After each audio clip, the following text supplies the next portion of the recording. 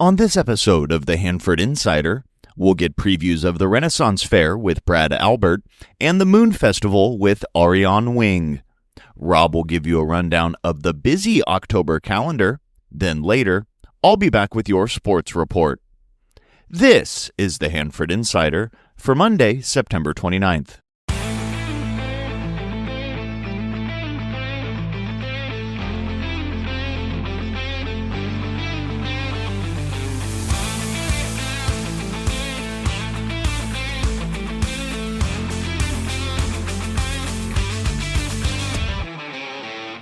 Well, hey there. Welcome to the Hanford Insider Podcast, where we bring you closer to the heart of our community. I'm your host, Rob Bentley. Each episode, we highlight the stories, events, and people that make Hanford such a unique place to call home. From local history and culture to what's happening around town today, we're here to keep you connected and in the know. Now let's jump into some community news. Congratulations to Rick Bradford for being named the new Kings County Sheriff. He's been on staff with the department for years, so it should be a smooth transition. He officially takes over the position on November 24th, following Sheriff David Robinson's retirement. Congratulations also to Hanford Fire Department Captains Matt Martinez, Jared Turner, and Christopher Ferrandini. They were promoted from the rank of fire engineer.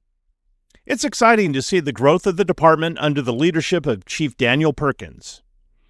The City Council won't be meeting until next week, but there are several items to take note of until then.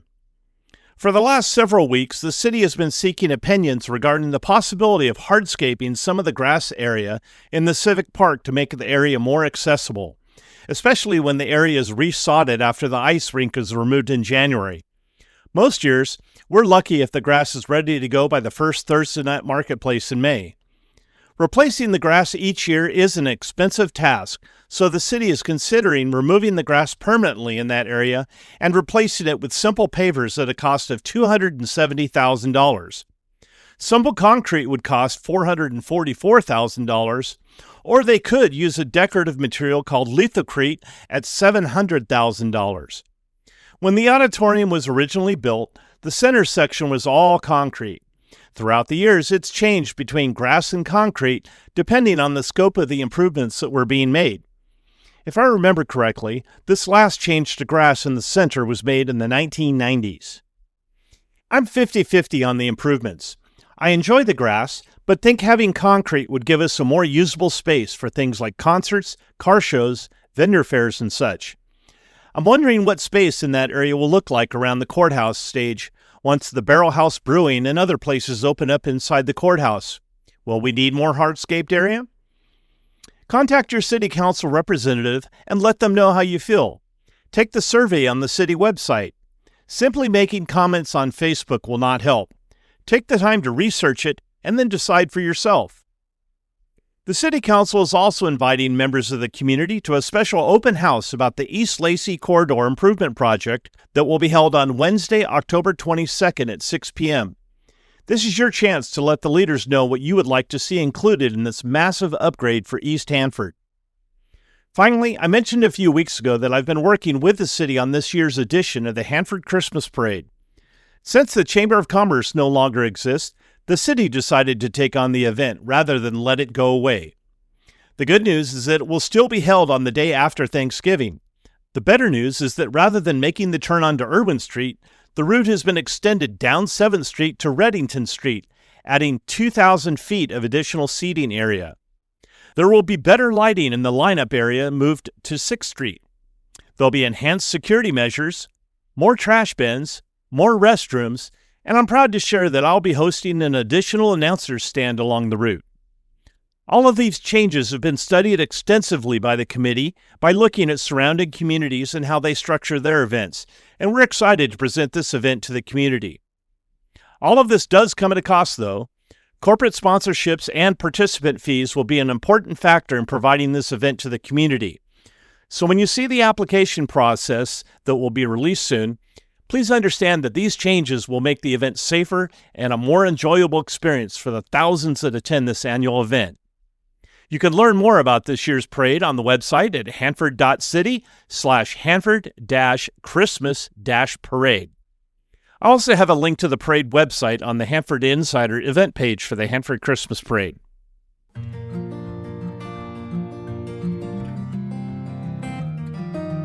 Now let's take a look at this week's community calendar.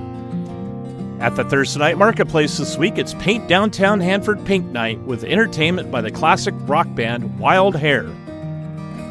The Carnegie Museum of Kings County's History of Agriculture Part 2 is open on Fridays, Saturdays, and Sundays from 1 p.m. to 5 p.m. through December 14th. They'll also be holding their third annual gala fundraiser on October 25th, and you can get your tickets at the museum during regular hours or online at carnegiemuseumofkingscounty.org. Well, October is nearly here, and this weekend kicks off a very busy month.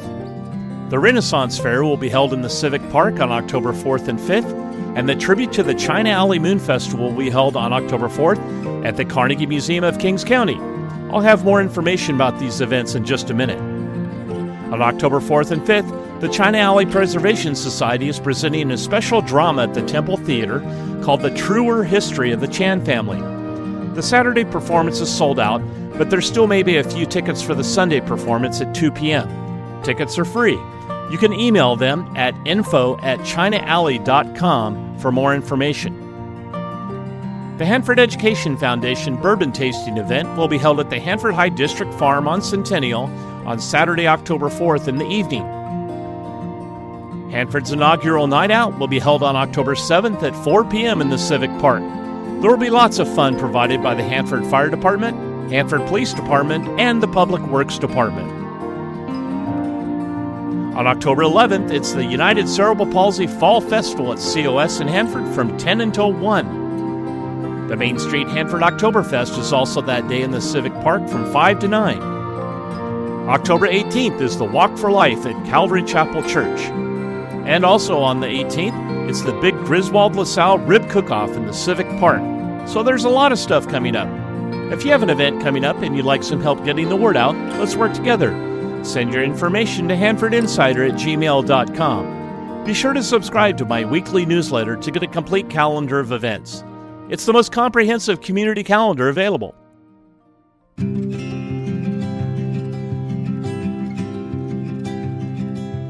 Well, it's that time again. It's the 46th Annual Renaissance of Kings Fair at the Civic Park in downtown Hanford on October 4th and 5th. And we have with us Brad Albert, the Director of Parks and Community Services for the City of Hanford. He's been working really hard on this event, and he's here to share with us about this year's fair. Welcome to the show, Brad.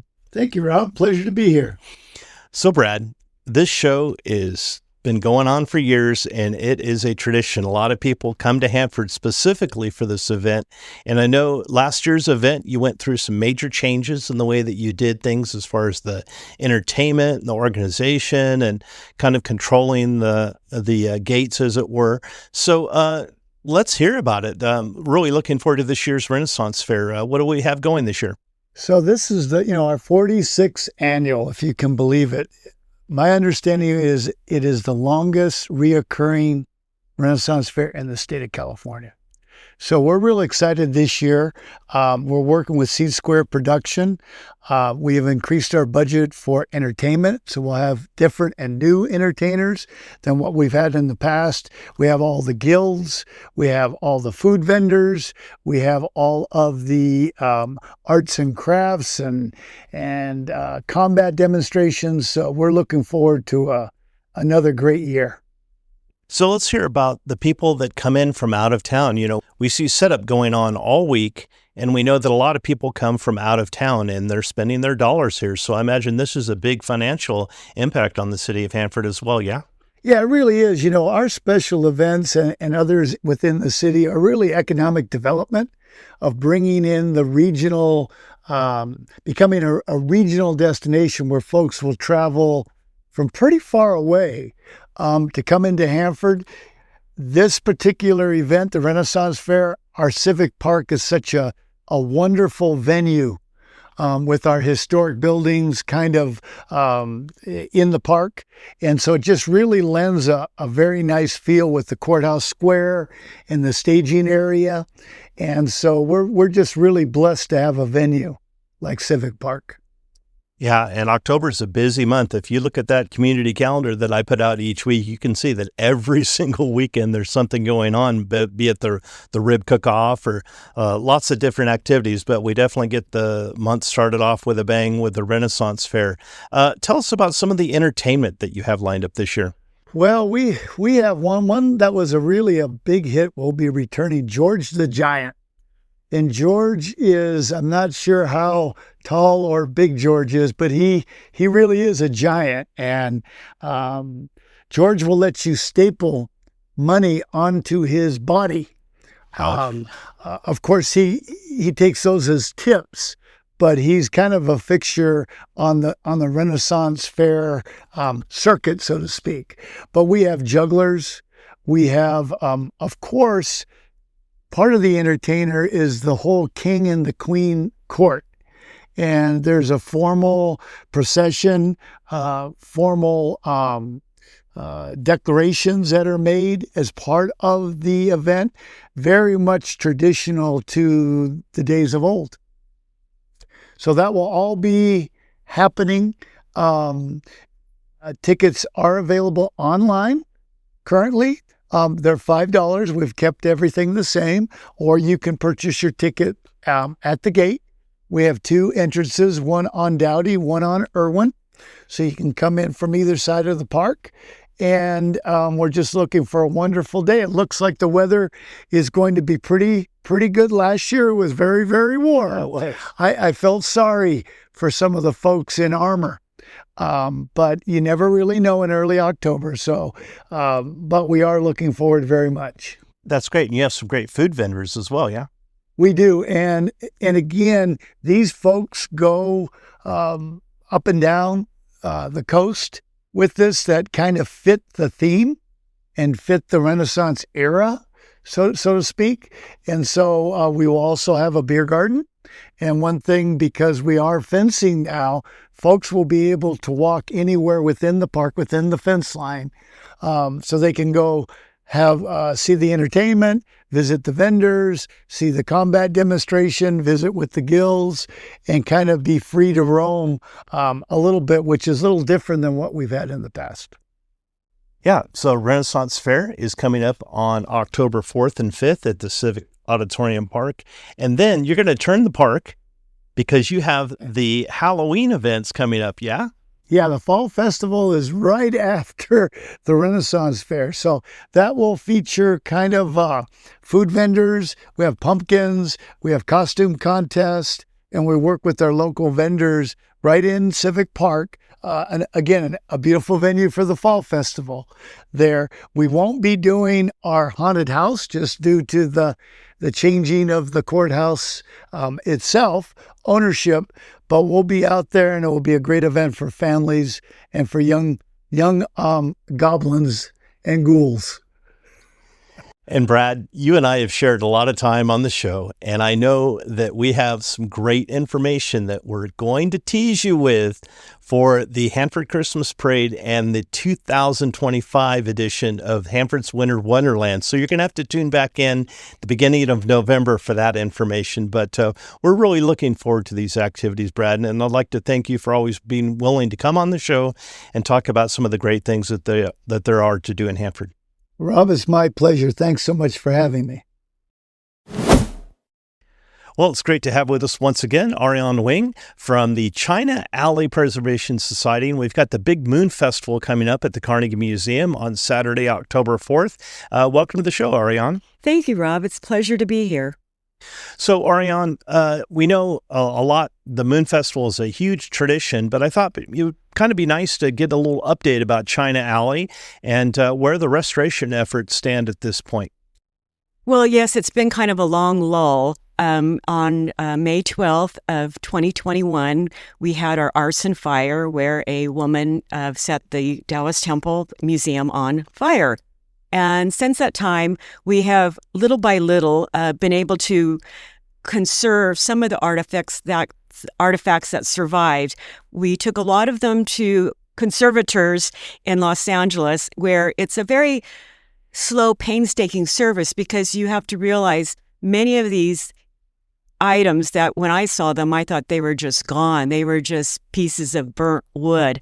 And so the process of, I don't want to say Q-tips and small brushes, but it's kind of like that because you're dealing with pieces that are 125 or more years old. And but it's been an interesting process just to watch that, because when they were able to do some of our scorched paper products, I was just amazed. And yes, things are going to look a little different because they're not. Well, for example, just last week, Steve Bannister and I met with a master craftsman who has been restoring and conserving a lot of the couplets and plaques that were hanging in the temple on the second floor.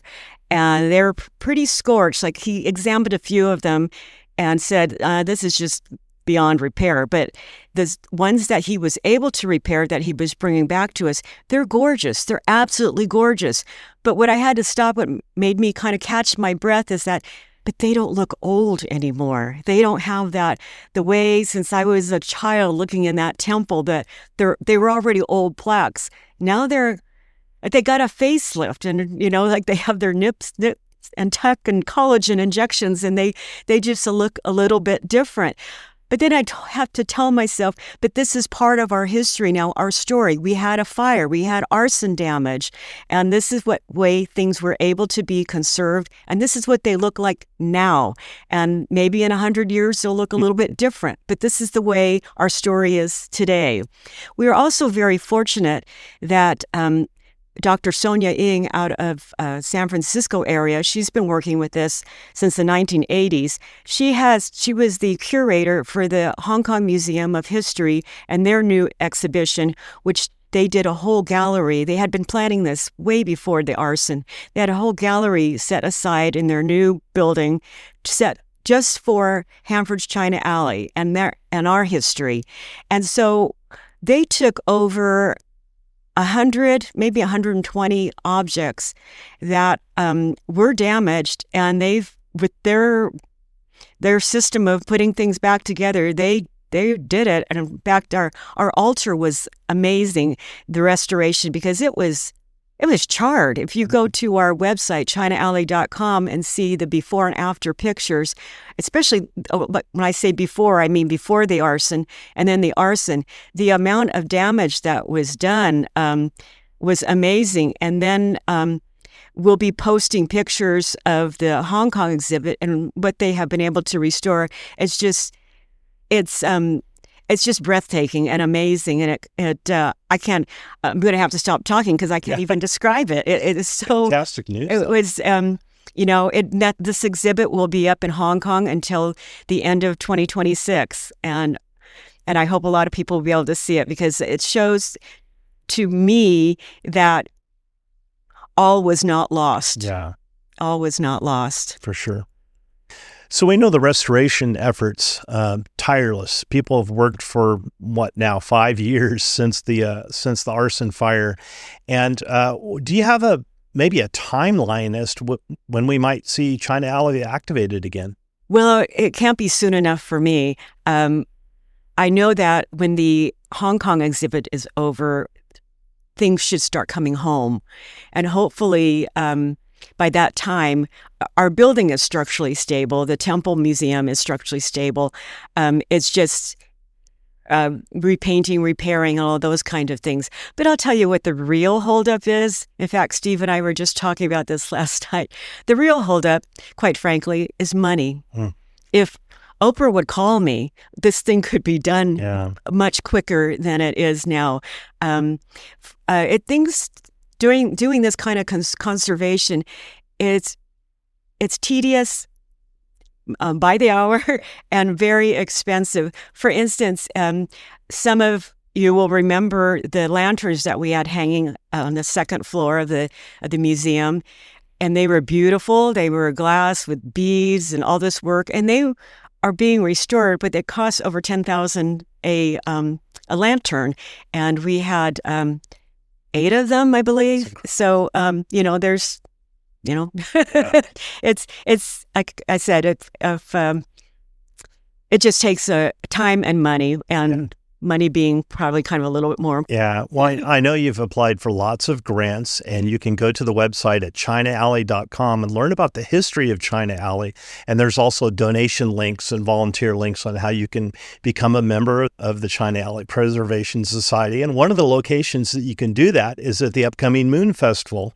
And I know the Moon Festival is very special to you, and the Carnegie Museum is just so happy to be able to help put this event on in conjunction with your group. And tell us a little bit about the history of the Moon Festival and what we're looking forward to on October 4th. Well, first, I'd like to thank the Carnegie for being teammates with us on the Moon Festival. It really, that was amazing last year, what we did. And, well, the Moon Festival, it's funny because I always think of the Cal Poly Lion dancers and I were about the same age when we started the Moon Festival. Now they could be my grandkids, I think. So I think we've been doing the Moon Festival in China Alley for, I want to say, 41 years.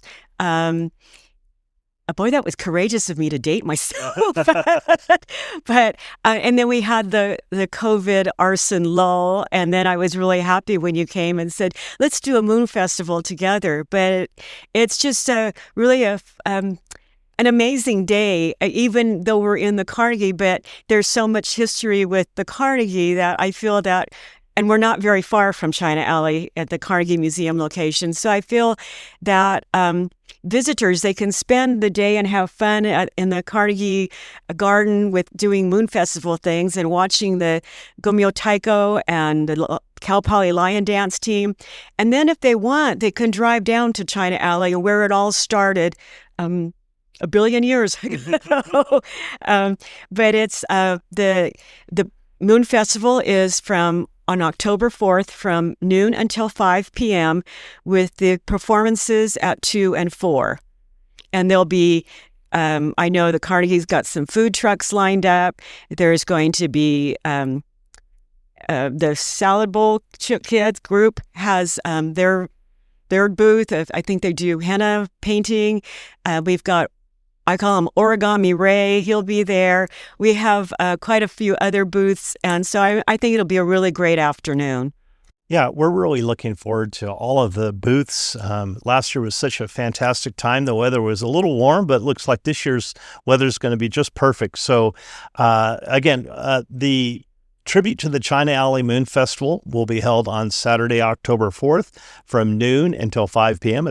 And the Carnegie Museum will host the event at 109 East 8th Street in downtown Hanford, along with the Renaissance Fair that weekend. So we're really looking forward to a great afternoon and continuing this long tradition of the Moon Festival. Thank you very much, Rob, and we're looking forward to seeing everyone there.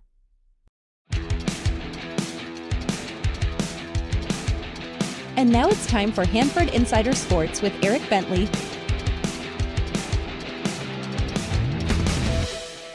We'll start with football, where with Hanford High and Hanford West on bye, it was only Sierra Pacific in action last week, and the Golden Bears looked fresh coming off of their bye, taking down Carruthers 34-29 last Friday at Neighbor Bowl. With the win, Sierra Pacific improves to 3-2 on the year as they get ready for the start of league play this Friday as the Golden Bears travel to Exeter to take on the Monarchs. 7:15 kickoff for that one. Hanford High will see their first WYL action this Friday as they travel to Dinuba for a 7:30 kickoff with the Emperors, and Hanford West will look to pick up their first win of the year on Friday as they take on Reedley at 7:30 in their final non-league matchup of the year. Over to girls volleyball, where last week saw the first league action for all three teams. We'll start with Hanford West, who fell to Emmanuel in a 5-set non-league battle before taking down Exeter in straight sets to start league play 1-0. Sierra Pacific also went 1-1 last week, suffering a 3-1 non-conference defeat at Exeter on Tuesday before bouncing back by taking down Selma in straight sets to start 1-0 in league play. And Hanford High had 2 WYL matchups last week, falling in straight sets to Dinuba on Tuesday, then taking on Tulare Union on Thursday, but no scores reported from that contest. And in water polo, it was a clean sweep for Sierra Pacific as both the boys and the girls took down Hanford West last week. The boys also started league play 1-0, taking down Exeter 17-11 on Thursday, then going 2-1 in weekend tournament action to improve to an impressive 14-4 overall. As always, we like to cover as many sports as we can, but we can only do so much without you.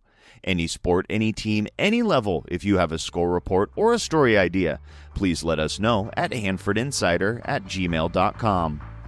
I'm Eric Bentley, and this has been your Hanford Insider Sports Report. Well, that's all the time we have for this week's show. If you enjoyed this podcast and you'd like to show your support, you can go to buymeacoffee.com/Hanford Insider to make a donation. If you'd like to join the Hanford Insider email list, stop by my website at hanfordinsider.com to sign up for updates. You'll also get an exclusive copy of my newsletter in your inbox each week. I also need your help getting the word out about the show by liking and sharing on social media, or like most people, just telling a friend. For more information about the show, you can find this podcast on Facebook, Instagram, Threads, X, and YouTube at Hanford Insider. If you have a show idea, be sure to email me at hanfordinsider@gmail.com and I'll look into it. Thanks for listening. Enjoy this fall weather and have a great week.